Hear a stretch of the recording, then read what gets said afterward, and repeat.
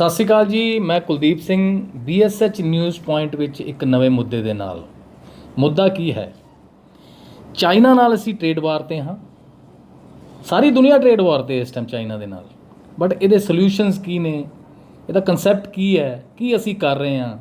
ਕੀ ਇਹਦਾ ਕੀ ਬੈਨੀਫਿਟ ਨਿਕਲੇਗਾ? ਕੀ ਨੁਕਸਾਨ ਹੋਣਗੇ? ਸਾਡੇ ਨਾਲ ਨੇ ਸਰਦਾਰ ਜਗਜੀਤ ਸਿੰਘ ਕੋਛੜ, ਐਂਟਰਪ੍ਰੀਨਿਓਰ ਨੇ, ਅਤੇ ਇਹ ਇਸ ਬਾਰੇ ਕਾਫੀ ਸੂਝ ਰੱਖਦੇ ਨੇ। ਜਗਜੀਤ ਜੀ, ਸਾਨੂੰ ਦੱਸੋ ਕਿ ਦਰਸ਼ਕਾਂ ਨੂੰ ਸਾਡਿਆਂ ਨੂੰ ਵੀ ਕੀ ਇਹ ਜਿਹੜਾ ਹੈਗਾ ਕੰਸੈਪਟ, ਸਾਰੀ ਦੁਨੀਆ ਜਿਹੜੀ ਚਾਈਨਾ ਤੋਂ ਦੂਰੀ ਬਣਾ ਰਹੀ ਹੈ, ਟ੍ਰੇਡ ਵਾਰ 'ਤੇ ਹੈ, ਇਹਦਾ ਸਲਿਊਸ਼ਨ ਕੀ ਹੈ? ਠੀਕ ਹੈ ਨਾ ਜੀ। ਇਹ ਸਲਿਊਸ਼ਨ ਕੀ ਤੁਸੀਂ ਸੋਚਦੇ ਹੋ ਵੀ ਟ੍ਰੇਡ ਵਾਰ 'ਤੇ ਆ ਜਾਣਾ, ਅਸੀਂ ਬੈਨ ਲਾ ਦੇਣੇ, ਕੀ ਇਹ ਸਲਿਊਸ਼ਨ ਹੈ ਕਿ ਇਹਦਾ ਸਲਿਊਸ਼ਨ ਕੋਈ ਹੋਰ ਹੈ? I think what is important is to understand कि सारी दुनिया चलती किमें है ना, ट्रेड किमें ऑपरेट कर रहा है और ਉਹਦੇ ਬਾਅਦ ਆਉਣ ਵਾਲੇ ਟਾਈਮ ਤੇ ਟ੍ਰੇਡ ਕਿਵੇਂ ਆਪਰੇਟ ਕਰੇਗਾ ਉਹਦੇ ਬਾਰੇ ਵਿਚਾਰ ਕੀਤਾ ਜਾ ਸਕਦਾ ਹੈ। ਸੋ ਟ੍ਰੇਡ ਦਾ ਬੇਸਿਕ ਪ੍ਰਿੰਸੀਪਲ ਹੈ ਵਾਇਬਿਲਿਟੀ। ਜਿੱਥੋਂ ਜਿਹਨੂੰ ਵਾਰਾ ਖਾਂਦਾ ਹੈ ਉੱਥੋਂ ਬੰਦਾ ਉਹ ਪਰਚੇਸ ਕਰ ਲੈਂਦਾ। It's a simple formula. So China ਨੇ ਆਪਣੀ ਇਹੋ ਜਿਹੀ ਕੈਪੈਸਿਟੀ ਬਿਲਡਅਪ ਕੀਤੀ ਕਿ ਪੂਰੀ ਦੁਨੀਆ ਨੂੰ ਉੱਥੋਂ ਸਮਾਨ ਖਰੀਦਣਾ, ਉੱਥੇ ਦੀ ਪ੍ਰੋਡਕਸ਼ਨ ਨੂੰ ਪਰਚੇਸ ਕਰਨਾ ਉਹ ਵਾਰਾ ਖਾਂਦਾ।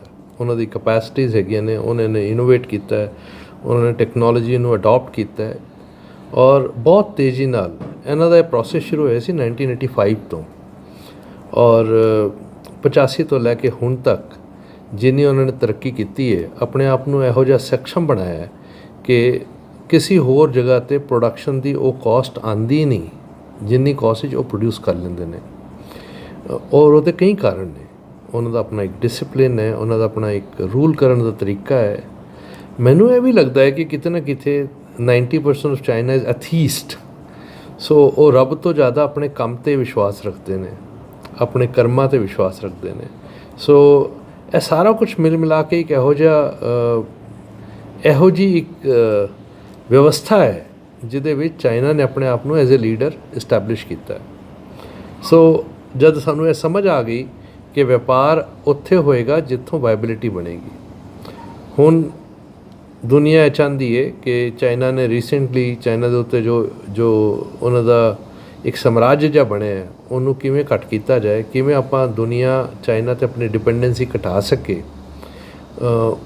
ਉਹ ਕੋਵਿਡ ਜਿਹੜਾ ਹੈ ਉਹ ਇੱਕ ਕਾਰਨ ਬਣ ਗਿਆ, ਲੇਕਿਨ ਕਾਰਵਾਈ ਉਸ ਤੋਂ ਪਹਿਲੇ ਤੋਂ ਚੱਲ ਰਹੀ ਸੀ। ਲੋਕ ਪੂਰੀ ਦੁਨੀਆ ਵਿੱਚ ਇਹ ਗੱਲ ਮਹਿਸੂਸ ਕੀਤੀ ਜਾ ਰਹੀ ਸੀ ਕਿ ਸਾਡੀ dependency of buying from China is too much ਔਰ ਉਹ ਡਾਇਵਰਸੀਫਾਈ ਹੋਣੀ ਚਾਹੀਦੀ ਹੈ। ਇਹ ਪਿਛਲੇ 3-4 ਸਾਲਾਂ ਤੋਂ ਇਹਦਾ ਮਾਹੌਲ ਬਣ ਰਿਹਾ ਸੀਗਾ। ਕੋਵਿਡ ਨੇ ਇਸ ਗੱਲ ਨੂੰ ਥੋੜ੍ਹਾ ਹੋਰ ਜ਼ੋਰ ਫੜਾ ਦਿੱਤਾ। ਸੋ ਹੁਣ ਆਉਣ ਵਾਲੇ ਟਾਈਮ 'ਤੇ ਕੀ ਹੋਣ ਜਾ ਰਿਹਾ ਹੈ ਉਹਦੇ ਬਾਰੇ ਅਗਰ ਸੋਚੀਏ ਅਸੀਂ, ਤਾਂ ਹਰ ਕੰਟਰੀ ਇਸ ਵਕਤ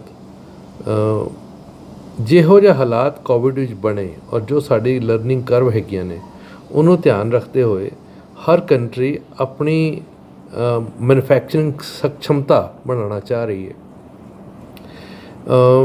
ਪਹਿਲੇ ਜਿਹੜੀ ਮੈਨੂਫੈਕਚਰਿੰਗ ਸੀਗੀ ਜਦ 85 ਵਿੱਚ ਚਾਈਨਾ ਸ਼ੁਰੂ ਹੋਇਆ ਅਤੇ ਉਸ ਮੈਨੂਫੈਕਚਰਿੰਗ ਵਿੱਚ ਲੇਬਰ ਦੀ ਇੱਕ ਬੜੀ ਵੱਡੀ ਕਾਸਟ ਸੀਗੀ ਔਰ ਚੂँकि ਚਾਈਨਾ ਇੱਕ ਬਹੁਤ ਹੀ ਲੋ ਕਾਸਟ ਲੇਬਰ ਔਰ ਡਿਸਿਪਲਿਨਡ ਲੇਬਰ, ਸਕਿਲਡ ਲੇਬਰ ਉਹਨਾਂ ਨੇ ਆਫਰ ਕੀਤੀ, ਜਿਸ ਕਰਕੇ a lot of investment went to China ਔਰ ਉਸ ਦਾ ਅਲਟੀਮੇਟਲੀ ਐਡਵਾਂਟੇਜ ਚਾਈਨਾ ਨੂੰ ਮਿਲਿਆ।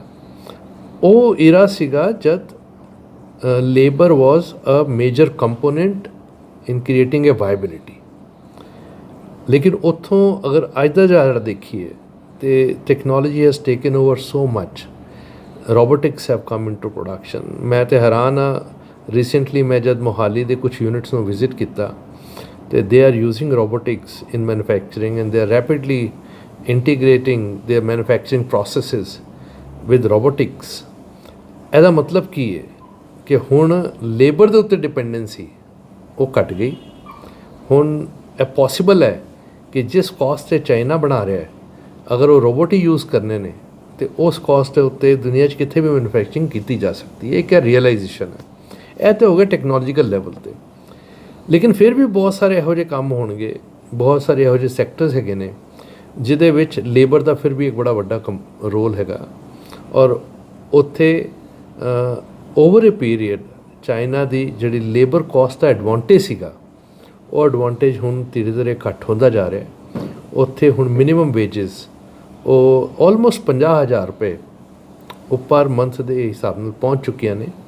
ਔਰ ਐਸੇ ਟਾਈਮ 'ਤੇ ਇਹੋ ਜਿਹੀ ਕੰਟਰੀਆਂ ਭਾਵੇਂ ਹਿੰਦੁਸਤਾਨ ਹੋਏ, ਬੰਗਲਾਦੇਸ਼ ਹੋਏ, ਵੀਅਤਨਾਮ ਹੋਏ, ਹੋਰ ਵੀ ਜਿਹੜੀ ਇੰਡੋਨੇਸ਼ੀਆ ਹੋਏ, ਉੱਥੇ ਜਿੱਥੇ ਲੇਬਰ ਦਾ ਐਡਵਾਂਟੇਜ ਹੈਗਾ so there will be two type of realignment which will happen. One, those countries who are still offering labor advantage, labor cost advantage, ਉੱਥੇ labor intensive industry ਉਹ ਗਲੋਬ ਦਾ ਇੱਕ ਸਪਲਾਈ ਚੇਨ ਦਾ ਹਿੱਸਾ ਬਣਨਗੀਆਂ। this is one. And secondly, ਜਿੱਥੇ ਵੀ robotics ਨਾਲ use ਕਰਕੇ production ਕੀਤੀ ਜਾ ਸਕਦੀ ਹੈ ਉਸ ਪ੍ਰੋਡਕਸ਼ਨ ਵਿੱਚ ਭਾਵੇਂ ਉਹ ਯੂਰਪ ਹੋਏ, ਭਾਵੇਂ ਉਹ ਅਮਰੀਕਾ ਹੋਏ, ਜਿਹੜੇ ਆਪਾਂ ਇਨਵਰਡ ਲੁਕਿੰਗ ਦੀ ਗੱਲ ਕਰ ਰਹੇ ਹਾਂ, ਹਰ ਕੰਟਰੀ ਆਪਣੇ ਆਪ ਨੂੰ ਆਪਣੀ ਜਿਹੜੀ ਡਿਪੈਂਡੈਂਸ ਹੈਗੀ ਹੈ ਉਹ ਇੰਪੋਰਟਸ ਤੋਂ ਘਟਾ ਕੇ ਉਹ ਆਪਣੇ ਲੋਕਾਂ ਨੂੰ ਉਹਨਾਂ ਨੇ ਜੋਬ ਵੀ ਦੇਣੇ, ਲੇਕਿਨ ਉਸ ਤੋਂ ਜ਼ਿਆਦਾ ਬਾਇਓ ਸਿਕਿਉਰਿਟੀ ਦਾ ਜਿਹੜਾ ਇਸ਼ੂ ਹੈ ਕਿ ਪਤਾ ਨਹੀਂ ਕਿਹੜੇ ਸਪਲਾਈ ਨਾਲ ਕਿਹੜੀ ਬਿਮਾਰੀ ਫੈਲਾਈ ਜਾ ਸਕਦੀ ਹੈ, ਇਹ ਕੋਵਿਡ ਦਾ ਡਰ ਹੈ। ਸੋ ਉਹ ਵੀ ਆਪਣੇ ਆਪ ਨੂੰ ਇਸ ਤਰ੍ਹਾਂ ਪੁਸ਼ ਕਰੇਗਾ ਕਿ ਪ੍ਰੋਡਕਸ਼ਨ ਉੱਥੇ ਸ਼ਿਫਟ ਹੋਏ। ਇਹੋ ਜਿਹਾ ਇੱਕ ਰੀਅਲਾਈਨਮੈਂਟ ਆਉਣ ਵਾਲੇ ਦਿਨਾਂ 'ਚ ਸਾਨੂੰ ਨਜ਼ਰ ਆਏਗਾ, ਐਸੀ ਮੇਰੀ ਉਮੀਦ ਹੈ। ਅਸੀਂ ਨਾ ਨੈਸ਼ਨਲਿਜ਼ਮ ਦੀ ਗੱਲ ਕਰਨ ਲੱਗ ਜਾਂਦੇ ਵਿੱਚ, ਹੈ ਨਾ ਜੀ, ਵੀ ਆਹ ਚਾਈਨਾ ਦਾ ਪ੍ਰੋਡਕਟ ਹੈ, ਇਹਨੂੰ ਤੋੜ ਦਿਓ, ਹੈ ਨਾ ਜੀ, ਇਹ ਸਿੱਟ ਲਓ, ਆਹ ਕਰ ਲਓ, ਸਾਰੇ ਪਾਸੇ ਹੁਣ। ਜਦ ਕਿ ਹੁਣ ਨੈਸ਼ਨਲਿਜ਼ਮ ਦੇ ਤੌਰ 'ਤੇ ਆਪਾਂ ਦੇਖ ਲਈਏ, ਹੁਣ 20 ਸਾਡੇ ਸੈਨਿਕ ਇਹਨਾਂ ਨੇ ਸ਼ਹੀਦ ਕਰਤੇ, ਉਹ ਲਾਈਨ ਜਿਹੜੀ ਹੈਗੀ ਹੈ ਉਹਦੇ ਉੱਪਰ ਇਸ ਟਾਈਮ ਵੀ ਪੂਰਾ ਤਣਾਅ ਚੱਲ ਰਿਹਾ, ਮਿਜ਼ਾਈਲਾਂ ਤੈਨਾਤ ਹੋ ਰਹੀਆਂ। ਬਟ ਇਕਨੋਮਿਕ ਜਿਹੜੀ ਵਾਰ ਹੈ ਉਹਦੇ ਵਾਸਤੇ ਨੈਸ਼ਨਲਿਜ਼ਮ ਜਿਹੜੀ ਸਾਡੀ ਹੈ ਉਹਦੇ ਮਾਇਨੇ ਕੀ ਨੇ? ਸੋ there are two type of wars, which is war of conventional warfare supremacy, ਜਿਹੜੀ ਕਿ ਅਸੀਂ ਬਾਰਡਰ ਤੇ ਦੇਖ ਰਹੇ ਹਾਂ ਚਾਈਨਾ ਨਾਲ ਥੋੜ੍ਹਾ ਬਹੁਤ ਕੁਝ ਲੱਗਿਆ ਹੋਇਆ, and second is economic war. You are talking about economic war right now. ਜੀ You see, economic war has to be fought by sharpening our economic edges. ਇਹਦਾ ਮਤਲਬ ਕੀ ਹੋਇਆ, ਅਸੀਂ ਖਾਲੀ ਸਲੋਗਨ ਬੋਲ ਕੇ ਆਪਾਂ ਨੈਸ਼ਨਲਿਸਟ ਨਹੀਂ ਹੋ ਸਕਦੇ। ਸਾਨੂੰ ਹਰ ਇਕਨੋਮਿਕ ਐਕਟੀਵਿਟੀ ਨੂੰ ਇੰਨਾ ਐਫੀਸ਼ੀਐਂਟ ਬਣਾਉਣਾ ਪਏਗਾ ਕਿ ਅਸੀਂ ਚਾਈਨਾ ਤੋਂ ਕੰਪੀਟੀਟਿਵ ਪ੍ਰਾਈਸ 'ਤੇ ਪ੍ਰੋਡਕਸ਼ਨ ਕਰ ਸਕੀਏ। ਔਰ ਫਿਰ ਅਸੀਂ ਚਾਈਨਾ ਨੂੰ ਇੱਥੇ ਆਕਣ ਤੋਂ ਕਿਉਂ ਰੋਕ ਰਹੇ ਹਾਂ, ਅਸੀਂ ਤਾਂ ਇਹ ਕਰੀਏ ਕਿ ਅਸੀਂ ਚਾਈਨਾ ਵਿੱਚ ਜਾ ਕੇ ਉਹਨਾਂ ਦੀ ਮਾਰਕੀਟ ਨੂੰ ਜਿੱਥੇ ਅਸੀਂ ਕੰਪੀਟ ਕਰ ਸਕਦੇ ਹਾਂ, ਅਸੀਂ why don't we capture China's market in China and China's market globally. The real warfare would be when we orient ourselves to be economically super efficient to compete China in its own game. So ਮੈਨੂੰ ਇਹ ਲੱਗ ਰਿਹਾ ਹੈ real nationalism would be to be the best in economic activity to beat China in their own game.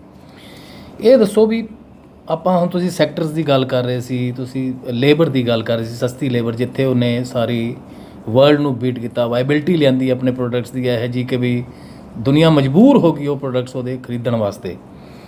But ਸਾਡੇ ਕੋਲ ਵੀ ਕੁਝ ਤਾਂ sectors ਅਜਿਹੇ ਹੋਣਗੇ ਜਿਨ੍ਹਾਂ ਵਿੱਚ ਅਸੀਂ ਚਾਈਨਾ ਤੋਂ ਉੱਪਰ ਸੁਪਰਸੀਡ ਕਰਦੇ ਹਾਂ।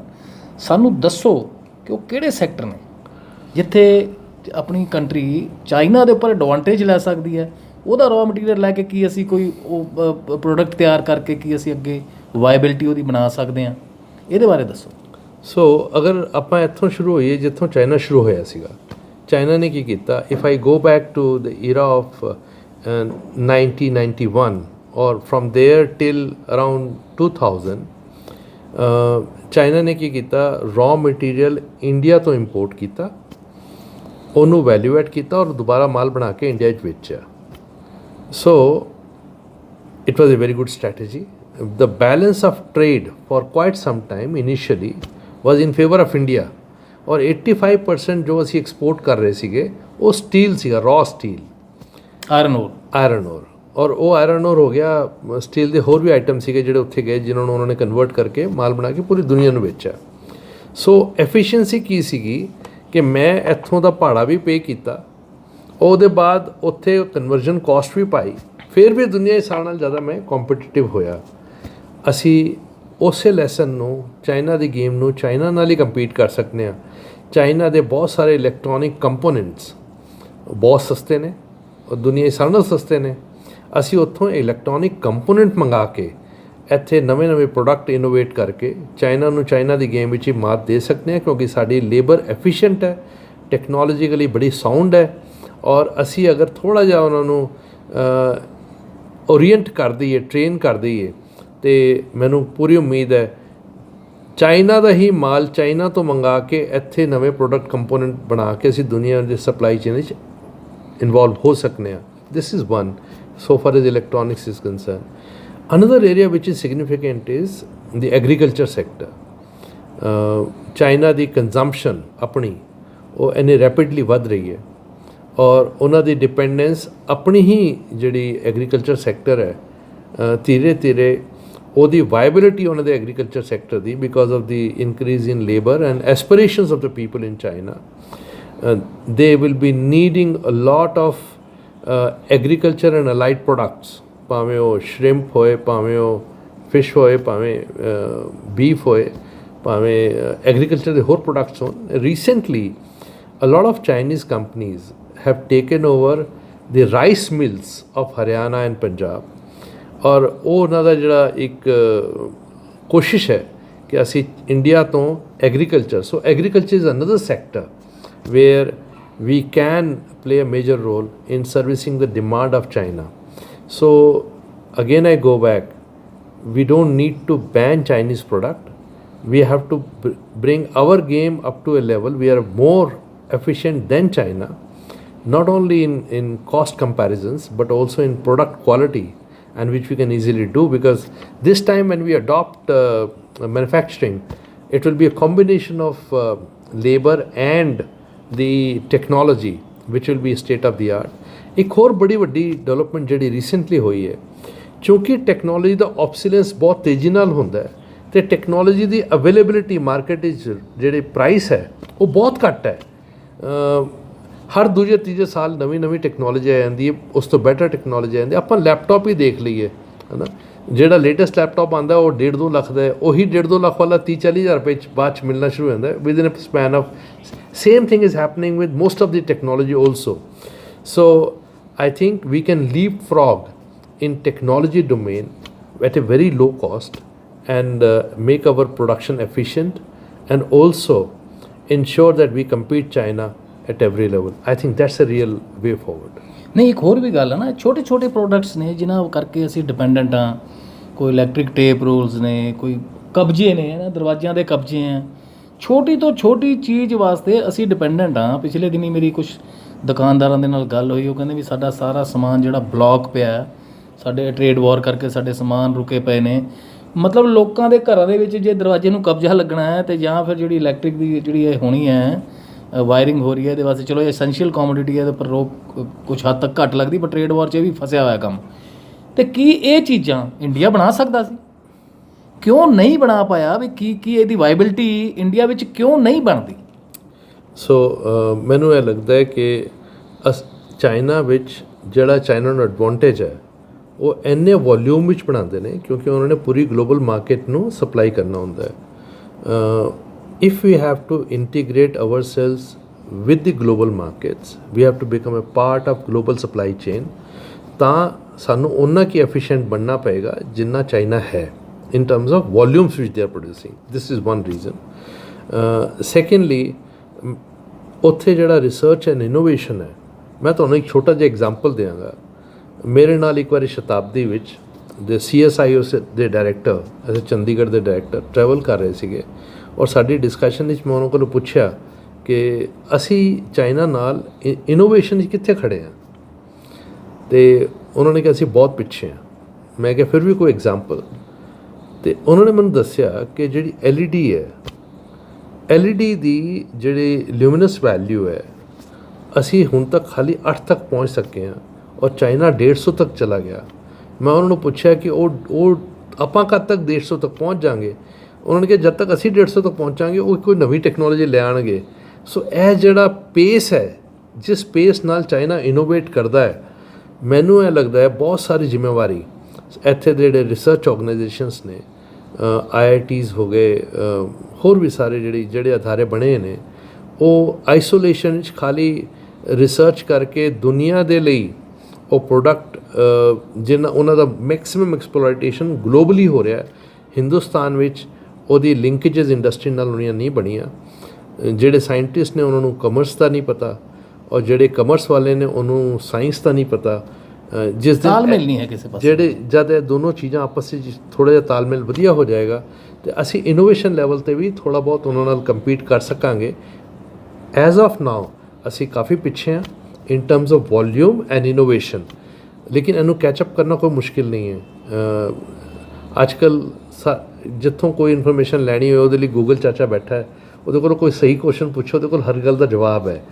ਸੋ technology, innovation, linkages, global collaboration, merger and acquisition, ਇਹ ਸਾਰੇ ਟੂਲਸ ਅਵੇਲੇਬਲ ਨੇ। ਸਾਨੂੰ ਖਾਲੀ ਇੱਕ ਮਾਹੌਲ ਚਾਹੀਦਾ ਹੈ।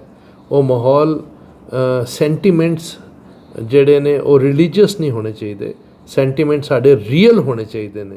ਸਾਡੇ ਸੈਂਟੀਮੈਂਟਸ ਰੀਅਲ ਨੈਸ਼ਨਲਿਜ਼ਮ ਦੀ ਗੱਲ ਕਰਨ, ਜਿਹਦੇ ਵਿੱਚ ਸਾਨੂੰ ਪ੍ਰੋਤਸਾਹਿਤ ਕਰਨ ਅਸੀਂ ਦੁਨੀਆ ਦੇ ਬੈਸਟ ਇਨਸਾਨ, most competent producers, most competent traders ਔਰ ਇੱਕ ਅੱਛੇ ਇਨਸਾਨ ਬਣ ਸਕੀਏ, ਲੋਕ ਜਿਹਦੇ 'ਤੇ ਟਰਸਟ ਕਰ ਸਕਣ। ਇਹ ਚੇਂਜਸ ਆਉਣ ਵਾਲੇ ਟਾਈਮ 'ਤੇ ਅਗਰ ਟੌਪ ਲੀਡਰਸ਼ਿਪ ਤੋਂ ਇੰਸਟਿਲ ਕੀਤੀ ਜਾਏ, ਅਸੀਂ ਜਿਹੜੇ ਵੀ ਹੈ ਸਾਡੇ ਰਿਲੀਜੀਅਸ ਡਿਸਪਿਊਟਸ ਕਦੀ ਕਦੀ ਉੱਭਰ ਕੇ ਆਉਂਦੇ ਨੇ, ਉਹ ਸਾਡੀ ਕੰਟਰੀ ਨੂੰ ਪਿੱਛੇ ਲੈ ਕੇ ਜਾਂਦੇ ਨੇ। ਦੁਨੀਆ ਵਿੱਚ ਕੋਈ ਗਲਤ ਮੈਸੇਜ ਜਾਂਦਾ ਹੈ, ਅਸੀਂ ਉਹਨਾਂ ਡਿਸਪਿਊਟਸ ਤੋਂ ਬਾਹਰ ਨਿਕਲ ਕੇ, ਮੈਂ ਤੁਹਾਨੂੰ ਗਾਰੰਟੀ ਕਰਨਾ ਜਿੰਨੇ ਵਧੀਆ ਕਾਰੀਗਰ ਮੁਸਲਿਮਸ ਹੈਗੇ ਨੇ, ਹੈ ਨਾ, ਉਹਨੇ ਕੋਈ ਹੋਰ ਕੌਮ ਉਨੀ ਵਧੀਆ ਕਾਰੀਗਰ ਨਹੀਂ ਹੈਗੀ ਜਿੰਨਾ ਵਧੀਆ ਕੰਮ ਉਹ ਹੱਥਾਂ ਨਾਲ ਉਹ ਕਰ ਸਕਦੇ ਨੇ। ਔਰ ਜਿੰਨਾ ਉਹਨਾਂ ਦਾ ਐਕਸਪੋਰਟ ਦਾ ਕੰਪੀਟੈਂਸ ਹੈ, ਭਾਵੇਂ ਉਹ ਆਗਰਾ ਦੇ ਲੈਦਰ ਦਾ ਕੰਮ ਹੋਏ ਜਾਂ ਕਾਰਪੈਟਸ ਦਾ ਕੰਮ ਹੋਏ ਮਿਰਜ਼ਾਪੁਰ ਵਾਲੇ ਇਲਾਕੇ 'ਚ, ਮੈਨੂੰ ਇਹ ਲੱਗ ਰਿਹਾ ਕਿ ਸਾਨੂੰ ਜਿਸ ਦਿਨ ਪੂਰਾ ਹਿੰਦੁਸਤਾਨ ਇੱਕ ਸ਼ਾਂਤੀ ਔਰ ਇੱਕ ਪਿਆਰ ਦਾ ਸੰਦੇਸ਼ ਦੁਨੀਆ ਨੂੰ ਦੇਗਾ, ਉਸ ਦਿਨ ਤੋਂ ਇਹ ਚੇਂਜਸ ਆਉਣਗੇ। ਹਰ ਇਨਸਾਨ ਕੰਟਰੀਬਿਊਟ ਕਰੇਗਾ ਔਰ ਉਹਦੀ ਸ਼ੁਰੂਆਤ ਆਪਸ ਵਿੱਚ ਭਾਈਚਾਰੇ ਔਰ ਪਿਆਰ ਨਾਲ ਹੋਣੀ ਹੈ। ਮੇਰੇ ਖਿਆਲ ਹੈ ਇਹ ਸਾਰੀਆਂ ਚੀਜ਼ਾਂ ਕੰਬਾਈਨ ਹੋ ਕੇ ਹੀ ਸਾਨੂੰ ਅੱਗੇ ਲਿਜਾ ਸਕਦੀਆਂ ਨੇ। ਜਿਹੜਾ ਇਹ ਕੋਰਸ ਹੈਗਾ ਕਿ ਚਾਈਨਾ ਤੋਂ ਇੰਪੋਰਟ ਬੈਨ ਕਰ ਦਿਓ, ਉਹ ਹੋ ਨਹੀਂ ਸਕਦਾ। ਤੁਸੀਂ ਜਿਵੇਂ ਹੁਣੇ ਗੱਲ ਦੱਸੀ ਹੈ, ਸਿੰਪਲ ਗੱਲਾਂ ਨੇ। ਜਿਹੜੀ ਇਲੈਕਟ੍ਰੀਕਲ ਟੇਪ ਆਉਂਦੀਆਂ ਨੇ, ਸਾਡੇ ਕੋਲ ਉਹ ਨਹੀਂ ਬਣਦੀ, ਸਟੈਪਲਰ ਨਹੀਂ ਬਣਦੇ, ਹੈ ਨਾ। ਇਹ ਨਹੀਂ ਕਿ ਅਸੀਂ ਬਣਾ ਨਹੀਂ ਸਕਦੇ। ਇਸ ਵਾਸਤੇ ਕਿ ਅੱਜ ਦੀ ਡੇਟ ਵਿੱਚ ਜਿਹੋ ਜਿਹਾ ਮਾਹੌਲ ਹੈ, ਉਹਦੇ ਵਿੱਚ ਸਾਡੇ ਹੱਥ 'ਚ ਜਿਹੜੀ ਐਫੀਸ਼ੀਐਂਸੀ ਲਿਆਉਣ ਦੇ ਲਈ ਇੱਕ ਇਨਵਾਇਰਮੈਂਟ ਚਾਹੀਦਾ ਹੈ। ਅਗਰ ਮੇਰੀ ਲੇਬਰ ਹੀ ਭੱਜ ਜਾਣੀ ਹੈ, ਅਗਰ ਮੇਰੀ ਲੇਬਰ ਦਾ ਮਾਈਗ੍ਰੇਸ਼ਨ ਹੀ ਹੁੰਦਾ ਰਹਿਣਾ ਕਿ ਕਦੀ ਉਹ ਵਿਲੇਜਸ ਚਲੇ ਜਾਣਗੇ, ਕਦੀ ਵਾਪਸ ਆ ਜਾਣਗੇ, ਅਸੀਂ ਸਪਲਾਈ ਚੇਨ ਦਾ ਹਿੱਸਾ ਨਹੀਂ ਬਣ ਸਕਦੇ। ਮੇਰੇ ਖਿਆਲ ਹੈ ਇਹ ਸਾਰੇ ਮੁੱਦੇ ਵਿਚਾਰ ਕਰਨ ਵਾਲੇ ਨੇ। ਇਹਨਾਂ ਦੇ ਦੁਆਰਾ ਹੀ ਅਸੀਂ ਇੱਕ ਰੀਅਲ ਨੈਸ਼ਨਲਿਜ਼ਮ, ਜਿਹੜਾ ਪਿਆਰ ਦੇ ਉੱਤੇ, ਸਾਡੇ ਭਾਈਚਾਰੇ ਦੇ ਉੱਤੇ ਬਿਲਡ ਹੋਏਗਾ, ਉਹਦੀ ਸ਼ੁਰੂਆਤ ਹੋਣ ਦੀ ਜ਼ਰੂਰਤ ਹੈ।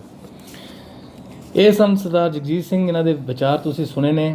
ਇਹ ਐਪੀਸੋਡ ਪਸੰਦ ਆਉਣ 'ਤੇ ਤੁਸੀਂ ਲਾਈਕ ਕਰੋ, ਸਬਸਕ੍ਰਾਈਬ ਕਰੋ, ਕਮੈਂਟ ਕਰੋ ਆਪਣੇ ਜ਼ਰੂਰ, ਅਤੇ ਬੈਲ ਆਈਕਨ ਦਬਣਾ ਨਾ ਭੁੱਲਿਓ ਤਾਂ ਕਿ ਤੁਹਾਨੂੰ ਸਾਡੇ ਅੱਗੇ ਵੀ ਨੋਟੀਫਿਕੇਸ਼ਨਸ ਜਿਹੜੇ ਨੇ ਅਗਲੇ ਪ੍ਰੋਗਰਾਮਾਂ ਦੇ ਉਹ ਲਗਾਤਾਰ ਮਿਲਦੇ ਰਹਿਣ। ਧੰਨਵਾਦ।